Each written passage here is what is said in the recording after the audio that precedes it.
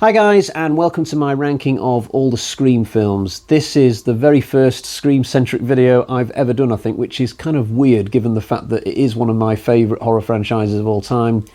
I went to see Scream 6 at the cinema 4 days ago, and I have been chomping at the bit ever since to get in front of a camera and do my ranking for the entire franchise. I don't know if you can see it in shot, by the way, but ignore the Predator t-shirt. Predator versus Ghostface, that would be a tantalising prospect for a versus movie. Actually, no, it wouldn't. I think Predator would pretty much wipe the floor with a Ghostface. Maybe if all the Ghostfaces were allowed... No, that wouldn't work either. I think Predator would still completely mop up there. Enough. Let's get into the ranking. And we'll start with the film that I consider to be the weakest in this series. Yes, sadly, the new film is bottom, but that's not to say that I disliked it. The quality throughout this entire series is so strong that even the film that is bottom of the pile is still pretty good in my opinion. Like, I came out of the cinema the other night and I was thinking that this was probably like a 3 out of 5 movie, but it's still not as good as the others. For about an hour and a half, I was loving this film, and I thought it was probably going to come like halfway up my ranking. It's a 2-hour runtime, and I'd say the first hour and a half, is absolutely perfect. I was absolutely loving it. The kills are great. This is a really vicious Ghostface. There's a big surprise in the first sort of sequence of the movie that hasn't been done before in any of these films. I love the characters. I think Sam is an absolute star now that I've seen her in 2 of these movies, played by Melissa Barrera. She's absolutely top-notch. For me, every bit the equal of Sidney Prescott. I know that might be blasphemous for some people, but just how I feel. Loads of great Easter eggs in this film. There's like a shrine in this film, and all these like props have been brought back from the previous sites of the murders, which I thought was really, really cool. But the film really drops the ball the last half an hour. I'm really disappointed with the last sort of act of this. The reveal of the killer/killers, I won't give that away if you haven't seen the movie, but it's really over the top, really pantomime-y. I've not felt this way about the reveal of the killers since probably Mrs. Loomis at the end of Scream 2. She was over the top. It's the same here, but that's not even the biggest problem. The biggest problem for me with this film is that, and it's especially evident late on in the film, there's so many people who get viciously stabbed and just somehow walk away. It's like, this is impossible. It's like person after person after person. Ghostface might as well have a pea shooter in this movie for all the good that his knives do. Now, I'm going to hold back from being too critical about this because I kind of felt the same way at the end of Scream 3. The first time I saw that movie, I felt that too many people were left alive. It wasn't enough of a, proper horror movie with bad things happening. And then I was kind of proven wrong about my opinion of Scream 3 later down the line, because once all the legacy characters came back for Scream 4, they did such a great job with that movie. I thought at that point, they were probably right to do what they did in Scream 3 and keep all those characters alive again. So I'll wait and see what Scream 7 produces. I'm sure they've got some kind of plan of what they're doing here. This doesn't feel like a movie being, that's going to be the last one. I think they very much made this movie thinking that there will be more, and I think they're just making plans for that. So we'll see what the future holds. But right now, I'm just not ready to let this film up this ranking, among all the other films, because I hold all the other films in this series in such high esteem. There's something in this, in Scream 6, called the Core 4, which is a reference to 4 characters who come back from number 5. I've been thinking since the other night that the first 5 films in this series I now consider to be the core 5. They're such a great bunch of films, and I just don't think Scream 6 is quite good enough to get into that group of 5 films for me, but still pretty decent. And I had an alright time at the cinema. I just wish they hadn't mucked up the last 20-30 minutes. That was a shame. I'm glad this is no longer my least favourite Scream film, because it is a good sequel. I just don't quite love it as much as most other people. I saw this one at the cinema when I was 17 with my dad. I went to school the following day. That's how long ago this was now. And yet here I am reflecting on having seen Scream 6 at the age of 42. Makes me wonder, will there come a day where I watch Scream 12 at the age of 75 and it's still the same timeline, who knows. But this was the Scream film where the whole stab verse was established, so I've got to give this film credit for that. I absolutely loved the stab movies within the Scream world. I think it's such a clever little side plot thing, and the opening to this with the characters getting killed in the cinema, I just think that's absolutely fantastic. There are a number of great locations in this. I love the film library chase. The theatre's really cool, apart from the ending. The ending's actually one of the weakest things about this. I just find Billy Loomis's mother to be absolutely ridiculous. I think they should have left her out. I think Mickey possibly could have carried this film by himself, or maybe Joshua Jackson, who's in one scene earlier in the movie and then disappears. Maybe he could have been the second killer. Maybe the two of them could have been in it as mates or something like that. I think that would have been better. Don't need Billy's mum in this. It's just silly. And there's one other bit that bugs me about this film. The FBI agent who stands in front of the car and somehow seems to be surprised when Ghostface then drives straight through him. I just find that absolutely daft. Obviously, you'd stand at the side and aim, or just shoot the tyre straight away so that Ghostface can't go anywhere. But there's still a lot to like about the film. Randy's death, massive surprise when it happened. That was really awesome as well. This is definitely a film which is aging really well for me, I think, at this point. And who knows, maybe one day I'll bump it up a little further.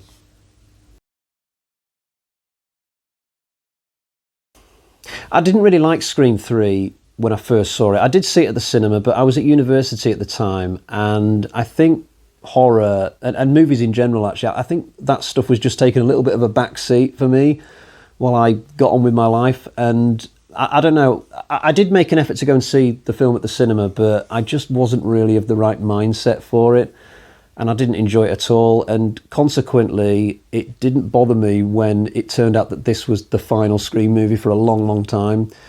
But I rewatched Scream 3 probably after Scream 4 came out many, many, many years later, and had a completely different experience with it. It was like, wow, this film is actually all right for me now, and I don't really understand why, because I definitely remember not liking it in the cinema. But it just goes to show, and I think I've said this on the channel before, if you watch the same film at two completely different times of your life, you might feel differently about it. Like my first viewing of this, I think I was 19, and the second time I watched it, I was probably over the age of 30, but yeah, I really like it now. I just like the whole duality of the two sets of characters on the film set, and the fact that the film's set in Hollywood, it's so much fun. I love the moment where Sydney sees her bedroom, but it's on a film set. I think that's really cool. And even though the film is quite light at times, and I'm sure I've heard a lot of people complain about that, when the time comes for this film to get serious, it really does get serious towards the end. There's lots of brutal deaths, and the final scenes between Roman and Sydney, I think, are quite emotional. It does pack a punch. This is what Scream 6 didn't quite get, because in Scream 6, it's pretty serious for most of the first half of the film, and then for some reason it gets light towards the end, I feel. Scream 3 got that the right way around. If it had any lightness about it, any fluffiness, it was kind of the beginning and the middle, and towards the end it got serious, you know. But I'm definitely more of a fan of Scream 3 than most people, I think. I've never seen that many people have it as high up as 4th. Are there any people who have it even higher than this, I wonder? I'm really grateful that this was a straight continuation of the previous 3 films, because it didn't have to be. You know, coming 11 years after Scream 3, they could have easily have rebooted this whole thing or just used a completely fresh batch of characters, but they didn't. They made it a straight down the line sequel. They brought back everybody who needed to come back, and so I felt really on side with this movie even before I saw it. And I've got to say, they really pulled this film off, I think. It's a really solid film. The villains are superb. You could make the argument that a Scream film is only as good as its killers. You know, if the killers are going to be naff, then it kind of brings the film down significantly. Scream 6. But Jill and, is it Charlie? They are awesome in this, especially Jill, played by Emma Roberts. I've seen this actress in other things. She's just terrific, and she really nails this character. The dynamic between her and this kid who she's stringing along, it's very believable. And I love the fact that she actually seems to win at the end of this film. She does what Billy and Stu and all the rest of them couldn't do. She actually does succeed in her plan. It's only really a slight technicality that foils her, you know.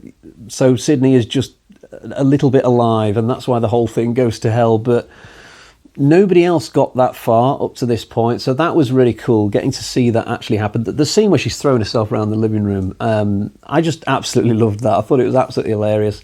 And there's some great stab-related content in this film. I love the concept of the Stabathon, having this movie marathon in a barn where they watch all the films in the series, in the Stab series.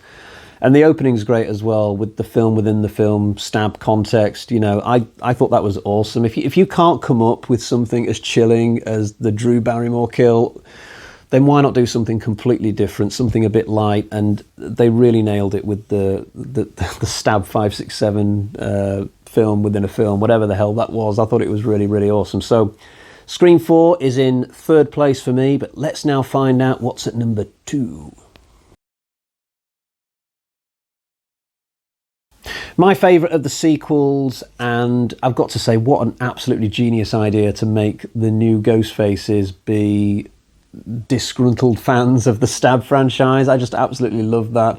Again, strong killers equals strong movie. Everything that happens in the finale in this film is so brilliant, and the film had been great up to that point, but when they go to that house for the last sort of 15-20 minutes, there's so many fantastic moments in it. From, is it Amber, who's the killer, one of the killers, the girl, when she comes out the house and tries to dupe Gail and Sydney, and it doesn't work. And then there's another moment where Amber goes down into the cellar and she has this cool little bit with Mindy, this back and forth, where I'm thinking, okay, is she the killer? Is she the killer? Speaking of Mindy, that bit where she's watching Randy on the TV and she's saying, no, he's behind you, Randy, but the killer's behind her as well. I just thought that was so clever. What a genius idea. And again, the moment where Amber is trying to plead that she's just an innocent girl, then she goes evil again, then she starts pleading again. It's like, I could just start listing off the great moments in the finale in this. It's just absolutely superb. Like, I watched this film just the other night before I went to watch Scream 6. I just wanted to prepare for the new film, and honestly, at the end of it, I felt a little bit emotional because it was that good. Like, I had a moment at the end of this film where I was just like, yeah, Jesus Christ, Scream is a fucking great franchise. Excuse my language, but I just think this film was a really great effort. I don't really have any criticisms about it. I just think it was extremely well written. The whole thing was well thought out. We finally get a death of one of the big three characters in Randy, which a moment that has a lot of gravitas to it, I think. And honestly, it's hard for me to picture that they will pull off a better Scream sequel than this. For me, this is the absolute next best film after the one we're about to talk about. Yet, when it comes to my absolute favourite film in this series, I can't give you anything different to chew on than what other people would say in their rankings. Scream, for me, is one of the biggest horror classics of all time. I bought this on VHS not long after it came out. It was definitely before Scream 2 was in the cinemas. And that first night that I watched it, it was like I'd had a religious experience, honestly. I went to bed that night so happy. I just absolutely loved the movie. In the years leading up to when Scream came out, I had been watching Halloween films, Friday the 13th films. I was really into the slasher genre. Anything like that came on TV, I would watch it. And so when Scream came out, it was like the film was speaking to me personally, honestly. All the references and the meta stuff, it was just so on my level, honestly. And the film is so clever. It absolutely stands up today, like 25, 30 years later. It's got a great cast of characters. The reveal of the killers towards the end, I totally never saw that coming the first time I watched this. It just wasn't a finale like I'd ever seen before, you know. So just an incredible film. As much as I like a lot of the others in this series, Scream 5, Scream 4, none of them come close to this. This is literally one of my favourite horror films of all time. It's comfortably in the top 5, so I can't give you anything surprising at the back end of this ranking. It was always going to be Scream 1 in the top position, and I think the vast majority of people would probably go along with that. I've occasionally heard a weirdo or two say that Scream 2 is the best one.